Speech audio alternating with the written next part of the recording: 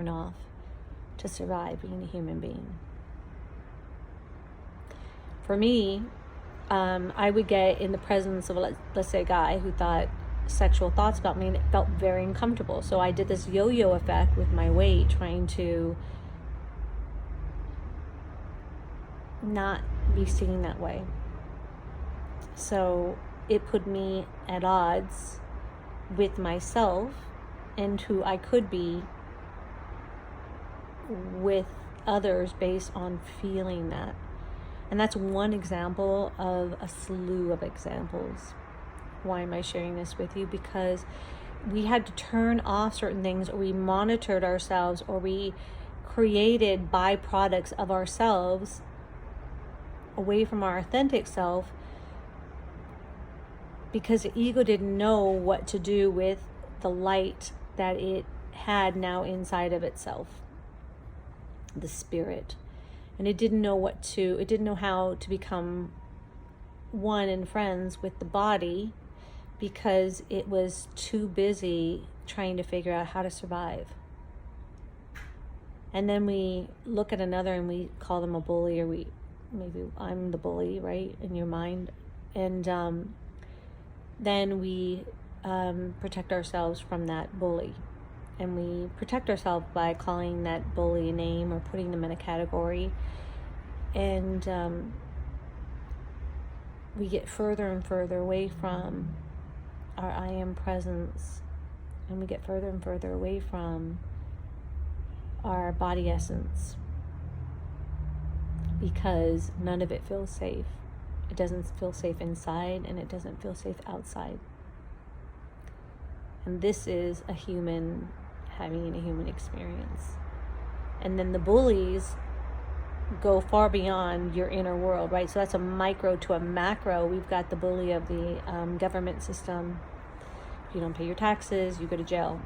If your boss, you don't do what your boss says to do, you don't get a paycheck. You can't live for free. You got to get a roof over your head. It's all these constant berating on what you can and cannot do.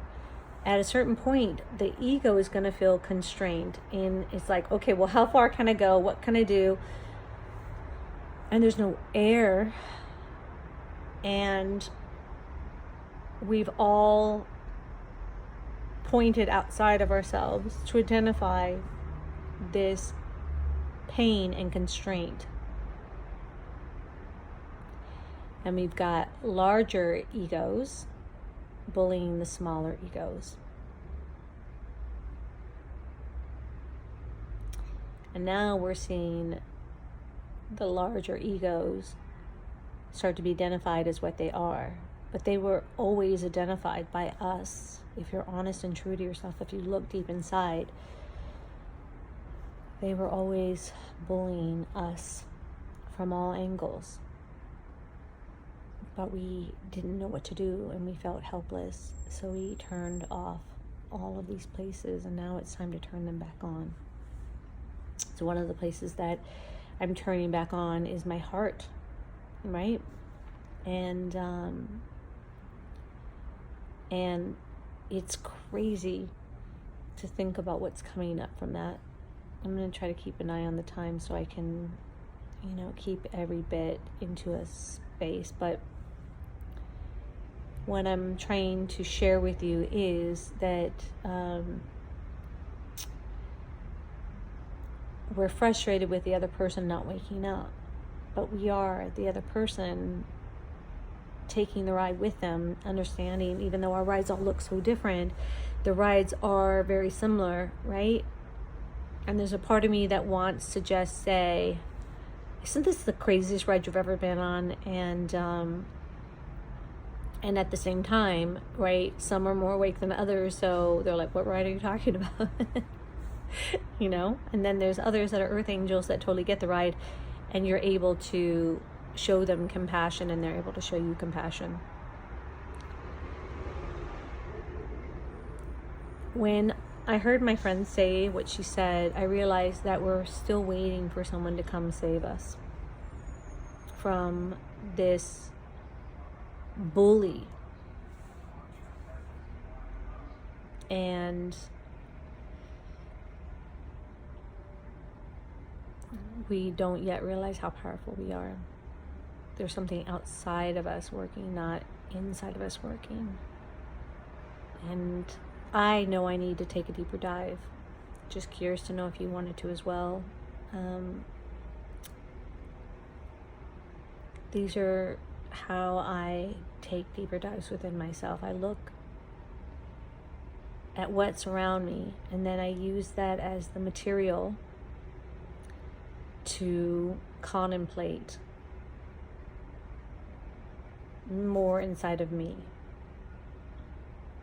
And we have tons of material in our lives. It's a funny sound, right? We have tons of material in our lives to work from. And I just thought it'd be fun for you and I to consider that place inside of ourselves a little bit. Let's dig. Let's take a deep dive, right? Let's take a very, very deep dive and start to see how similar we are to the person next to us, but not from you have to do that to become a better person, just from a way to rewire, because I feel we've turned off all of these ignitions and we're going to need ourselves to turn them back on, considering the fact that the ego has their free will. So we'll take a deeper dive later, but something to say, let me think about that. So me putting up my hand, as Sandra Walters shared this, I love it, is my signature. It's how I encode. It's how I show you who I am from a heart space. That's how the Native Americans would do it. They'd be like, how, which meant hi. And from there you can see my light codes. I share them openly.